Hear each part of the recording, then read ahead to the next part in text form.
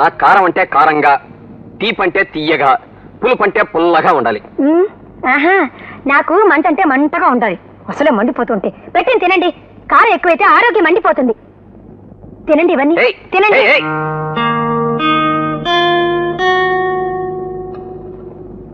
Daddy, ఇప్పుడు మీరు నాకు బోల్డ్ అని కథలు చెప్పాలి. రండి పడుకుందాం. ఇదేంటి మమ్మీ ఇంత ఎత్తుగా తలగల్లేసావు? మీ డాడీకి 2 తలగడలు కావాలి బాబు.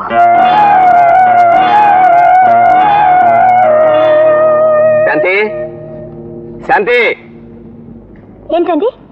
ఇంకో తలగడ తెచ్చిపెట్టవా? తలెత్తుకొని బతకడం అలవాటు అయిపోయింది. ఆహా, అంటే నేనే నా తల దించుకుని బతికేది? ఎత్తు ఎక్కువైతే మెడ పట్టేస్తుంది. చాలా అలా పడుకోండి. శాంతి, రండి డాడీ పడుకుందాం. అలా నిలబడిపోయారేంటి?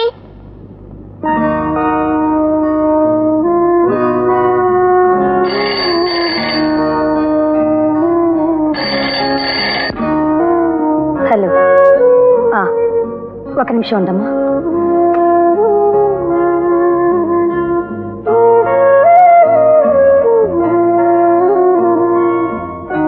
నీకు ఫోన్.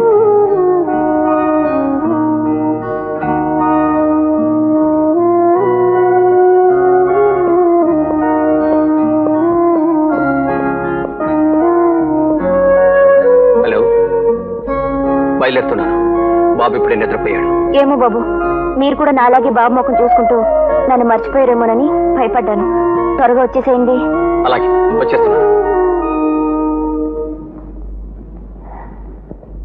వస్తాను. ఏమండి, ఇంతవరకు మాట్లాడడానికి అవకాశం కలగలేదు. బాబు నిద్రపోతున్నాడు కాబట్టి ఇప్పుడు చెప్తున్నాను. ఈ బాబు మీ బాబు.